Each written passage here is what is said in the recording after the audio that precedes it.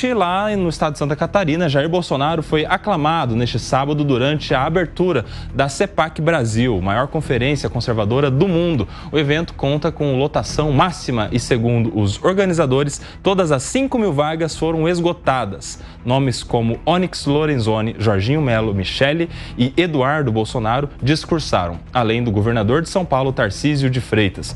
Segundo Tarcísio, a direita começará a construir o que vai ser 2026 nas eleições municipais deste ano. O governador paulista saiu em defesa de Jair Bolsonaro e afirmou que ele foi o melhor presidente que o país já teve. Já o ex-presidente disse que não vai recuar. Mesmo sendo investigado de operações na Polícia Federal, afirmou ter esperança com a mudança de composição do Tribunal Superior Eleitoral e uma grande bancada conservadora. Javier Milei, o presidente argentino, chegou ontem ao Brasil e a expectativa é que faça o discurso de encerramento hoje lá no CEPAC. Vamos começar esse assunto com o Wilson Pedroso? Meu senhor, você que é estrategista político, fala pra gente a importância, a relevância deste encontro, em especial para esses aliados do ex-presidente Jair Bolsonaro, para o pessoal mais conservador, aqueles que se dizem no espectro da direita. Wilson Pedroso. Coban, boa tarde a todos, boa tarde aos nossos amigos aqui. Coba, a extrema-direita tem tomado força não só aqui na América do Sul, mas na Europa. E eles estão aqui no Brasil fazendo um encontro para se organizar. O Milei tem virado uma grande referência dessa direita, dessa extrema-direita, e o Bolsonaro reforça mais uma vez, nas imagens que eu acompanho durante o dia, que ele é uma força política. É uma força política que, diferente de muitos políticos que não conseguem sair na rua porque são vaiados, são xingados, ele junta as pessoas. Ele tem um contingente de pessoas que acompanham suas ideias e o acompanham. Então ele fala, vou em tal lugar. É aeroporto lotado, é rua lotada, é evento lotado. E isso traz um pouco de uma reflexão, principalmente para o governo atual, que não vai bem, tem perdido popularidade ao longo desse último ano e vê uma sombra muito pesada de Jair Bolsonaro, que agora, nesse momento, está inelegível, mas está juridicamente tentando voltar em 2026. E se voltar em 2026, hoje, os resultados das urnas poderiam ser muito diferentes do que foram em 2022. O Sim começou falando sobre o movimento da extrema-direita. Raquel Galinatti, eu quero entender, um encontro da CEPAC pode ser considerado de extrema-direita? Eu acredito que é um encontro de direita. O principal expoente, obviamente, aqui no Brasil é o Bolsonaro. Chamaram Milei, que é um expoente na América Latina, eleito e com mandato.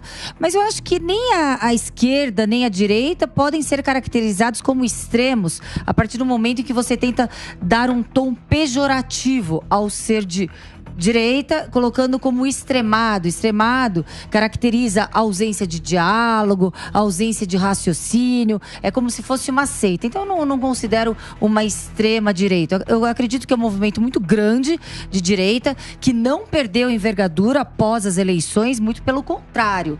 Os erros reincidentes daqueles que estão ali no governo federal os erros fazem com que a direita se torne cada vez mais popular. Ô Diogo da Luz, eu quero saber de você o seguinte: neste encontro estamos vendo aqueles bolsonaristas raízes, né? Aqueles que estavam desde a campanha eleitoral, aqueles que têm o Bolsonaro como grande líder da direita no Brasil e lá também discursando e exaltando, inclusive citando como o melhor presidente que o Brasil já teve, o Tarcísio de Freitas. Você acha que encontros como esses são oportunidades para o Tarcísio cada vez mais tentar entrar no círculo, entrar ali no bojo bolsonarista e se dizer um aliado de Bolsonaro, vez ou outra, dia sim, dia não, ele é questionado, confrontado sobre o seu espectro bolsonarista? E aí? É um dilema para o Tarcísio essa situação, e acho que vai ser até as eleições de 26, seja para governador concorrendo à reeleição, ou seja também para a presidência, menos provável, mas não impossível. Porque se o Tarcísio mostrar que ele não é da turma bolsonarista, ele vai sofrer muitas críticas, muita difamação, muita perseguição, até pode-se dizer. De outro lado, as pesquisas têm mostrado que Lula, Bolsonaro, todas essas grandes estrelas brasileiras atraem votos, conseguem transferir votos, mas muito mais levam a rejeição do que a atração. Cada um deles consegue buscar 20%, 25% de votos. Isso é muito bom, leva uma pessoa para o segundo turno, mas também as pesquisas dizem que pelo menos metade, no caso de Bolsonaro, 60%, segundo as pesquisas, dos eleitores não vota em quem ele indicar. Esse é o grande dilema. Isso é na capital, em São Paulo, né? Isso é na capital, em São Paulo. Porque tem cidade que é esse número ao contrário, né? Sem dúvida. Vota em quem o Bolsonaro indicar. Se for no interior, aumenta bastante a aceitação do voto do Bolsonaro. Mas se for para o Nordeste, diminui de novo. Então, o que acontece na capital não é muito diferente do que acontece no país inteiro. Inclusive, a gente viu nas eleições presidenciais, o resultado da capital não foi muito diferente do resultado em todo o Brasil, né? Ô Felipe Monteiro, meu amigo, quero saber a sua avaliação a respeito das falas do Bolsonaro, das falas do ex-presidente, que alimenta ali para o seu público uma esperança de tê-lo nas urnas em 2026. Falou sobre a composição do TSE, que poderia de alguma maneira favorecer os seus pedidos, os seus pleitos de revisão da sua inelegibilidade. Como é que você vê politicamente a estratégia do Bolsonaro de manter essa esperança viva de Bolsonaro como um possível candidato ainda em 2026?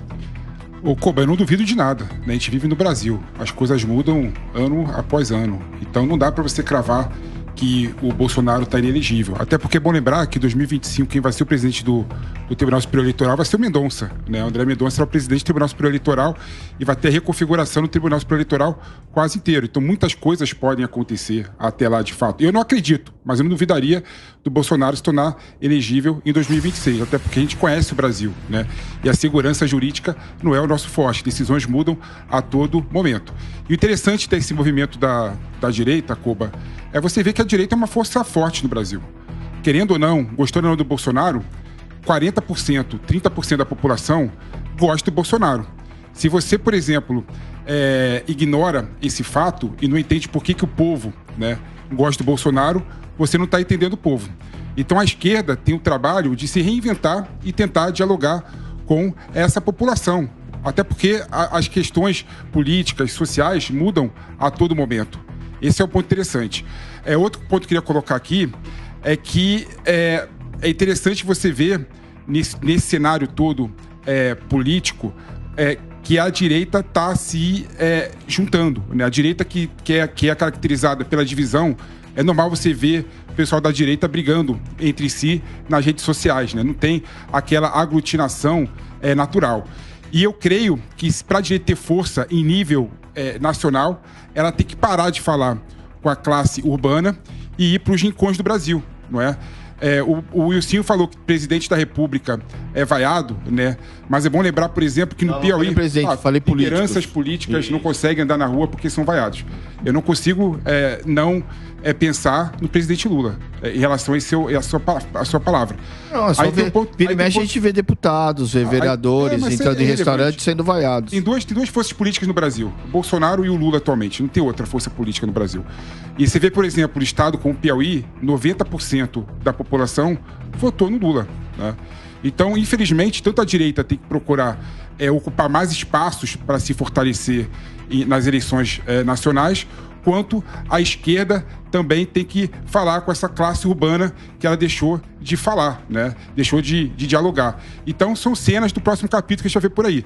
Agora, o que eu coloco aqui para terminar minha fala nesse primeiro momento, Koba, é que, infelizmente, o Brasil está entre Bolsonaro e Lula. Isso faz com que não haja nenhum espaço para novas forças políticas, novas lideranças políticas surgirem. O que eu quero no meu país é que a esquerda não seja monopolizada pelo Lula e a direita não seja monopolizada pelo Bolsonaro, que tenham mais pessoas, mais lideranças políticas para colocar o debate político no Brasil. Só uma informação aqui, quem presidirá o TSE nas eleições de 2026 será o ministro Nunes Marques.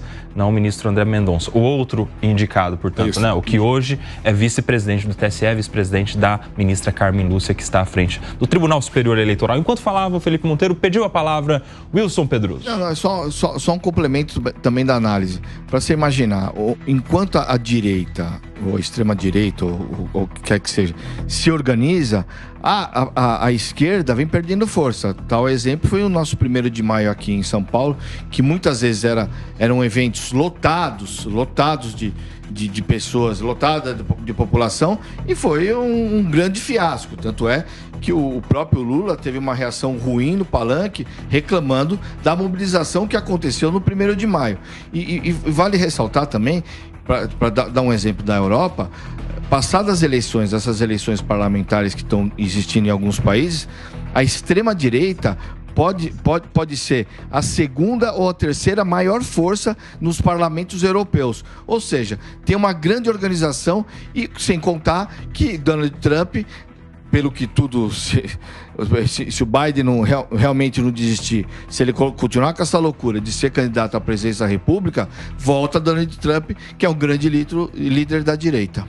Muito bem, vamos acionar o Acácio Miranda. Acácio, quero te perguntar sobre a presença do Milei neste encontro. Javier Milei, que vem ao Brasil numa relação que não está tão boa assim com o presidente Lula. O presidente Lula disse que ele deveria, inclusive, pedir desculpa por algumas falas ofensivas que fez contra o presidente brasileiro. Javier Milei está vindo, não vai ter nenhum tipo de encontro diplomático aqui com o Estado brasileiro. Ele vai para o encontro da CEPAC e ficar junto com o Bolsonaro. Parece até que já estiveram juntos assistindo o jogo da seleção ontem à noite, inclusive. E aí, o que significa isso aqui para a América do Sul, diplomaticamente? Koba, diplomaticamente, o fato dele vir a este congresso não constitui problema algum. Pelo contrário, é um congresso vinculado à ideologia que ele professa, e é natural, sendo ele o maior líder desta ideologia na América do Sul, que ele venha. Eu acho que a falha do Milei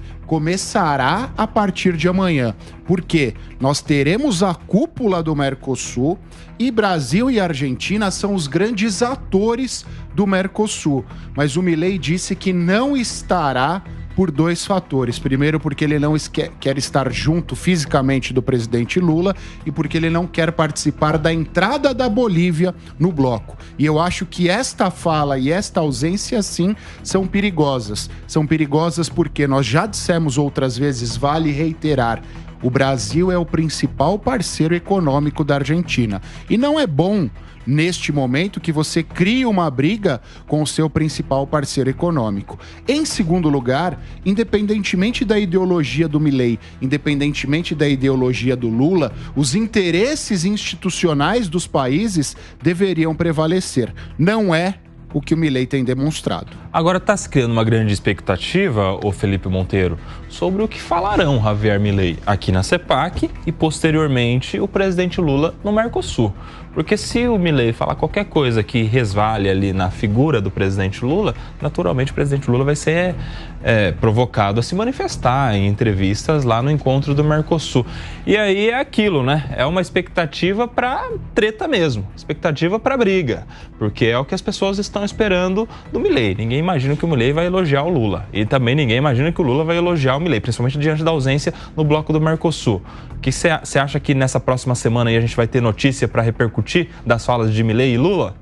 Eu espero que o Lula seja o adulto na sala, que não repercuta as falas possivelmente retóricas e factoides do Milei, que não reproduza esse ódio e essa relação completamente míope entre o Milei e o Lula, né? Eu espero que o Lula realmente seja magnânimo e faça uma declaração de um estadista. Tudo bem que, infelizmente, nas últimas declarações do Lula em relação ao Milei, em relação aos outros assuntos, a gente não vê o Lula estadista. Mas eu espero que o Lula não entre em provocação do Milei. O Lula realmente é a liderança regional, é a liderança da América do Sul, e ele tem um papel importante, né, na busca por protagonismo do Brasil regionalmente e na busca do protagonismo do Brasil em relação ao mundo, né? E a Argentina, quer queira ou não, é um parceiro importante do Brasil. A Argentina é o 3º maior parceiro do Brasil. E o Brasil precisa do Mercosul, assim como a Argentina precisa do Brasil também. É bom lembrar que recentemente, né, há 3 semanas atrás, o Milei estava com problema de gás na Argentina e a Petrobras vendeu gás para a Argentina sem as contrapartidas necessárias. Tudo isso foi fruto de uma visão de Mercosul que eu espero que paute a relação do Brasil com a Argentina, não é? A Argentina é um parceiro importante do Brasil, o Brasil é um parceiro importante da Argentina. E eu espero que o Milei ele veja a importância do Mercosul, a importância de se negociar no mundo cada vez mais complexo, por meio de blocos cada vez mais bem consolidados, e busca ter a grandeza de ver a importância do Mercosul, tanto para a negociação com a União Europeia, quanto para a negociação com outros países do mundo todo. Muito bem, ô Diogo, isso falou o PP, é o que ele espera. E o que você acha que vai acontecer? O presidente Lula é o adulto na sala? Não vai cair em provocações? Não vai fazer nenhuma manifestação contra o Javier Milei? Provocativa também? E aí?